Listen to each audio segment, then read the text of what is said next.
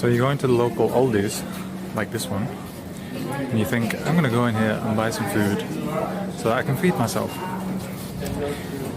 And then you approach the barrier, and look, you can't even get in the shop without having a QR code to scan here, or to scan here, and then you can go in and buy things.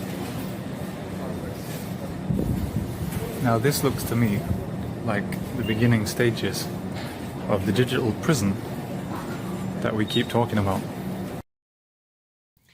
He's right. We are at the beginning of an industrial revolution, the effects of which will make the steam engine look trivial. In order to enter that Aldi and satisfy the most basic human need of eating and drinking, you must have a smartphone, enough battery to last the trip, enough memory to upload a new app. You'll have to fill that app with all your personal details, phone number, email, home address, payment card details, etc. Congratulations, you've just given the store 10 minutes of your time and handed over all of that data to yet another corporation who are likely to bombard you with offers.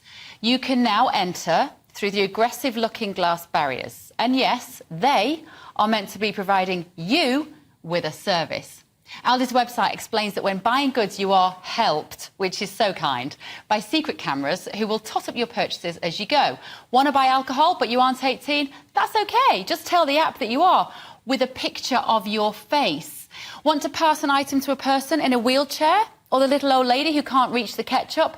It's a bit awkward, but you're going to have to place that on a lower shelf first so the camera doesn't charge you. Random acts of human kindness won't be welcome in this rigid computer says no world. And then, when you leave, your bank account will be charged, and you haven't had to endure interacting with a single human being.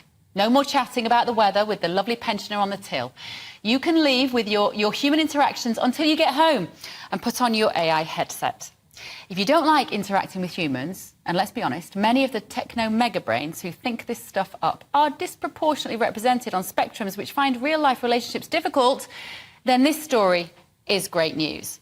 But the young, awkward teenagers who prefer grunting to speaking must develop social skills so they can learn empathy and exist in healthy relationships. Anyone thought about that?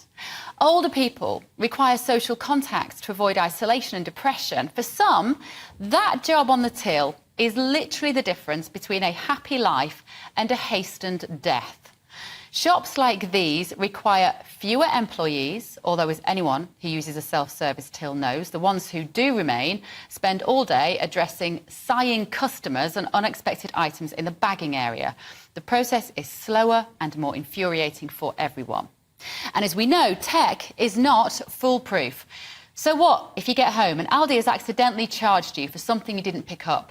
Well, even if you work that out yourself, are you going to go through the rigmarole of returning to the shop, complaining, and sitting through the video of you perusing the tomatoes? I think not. These shops will profit from our tech exhaustion. This relentless march of social change should terrify us all. It is leading, no exaggeration, to a digital tyranny, a world in which we can't function without jumping through surveillance hoops and meeting the demands of faceless corporations racking up profit at our expense. Masks in public, leaving your house once a day, and digital vaccine passports were merely the trial. Governments and private firms wanted to see what you would tolerate. We are being primed, we were being primed for the advent of the dehumanised world, a top-down system in which we plebs have a choice of 33 coffees but no actual financial freedom of how to make simple purchases. So what do? We rebel. We shame these businesses who are not acting with customer well-being in mind. We ask that they open the barriers to let us through without the app, quite literally. We challenge their visions of the future. We talk to our kids about the pitfalls of this bit-by-bit erosion of free choice. We wake up to the trials of universal basic income, which are currently happening in Wales and England. Even Manchester Mayor Andy Burnham, a northern man who one might think remembers what happened to communities where mines closed, says the time has come for UBI. We'll put a solid foundation, he says, beneath everybody so that they can have a life with security and stop worrying about everything, he said. Fine, sounds lovely. But what of work, purpose, a reason to get out of bed in the morning, and the satisfaction of earning a wage? You might see just a turnstile in Aldi, a mere inconvenience on your way to collect your tea.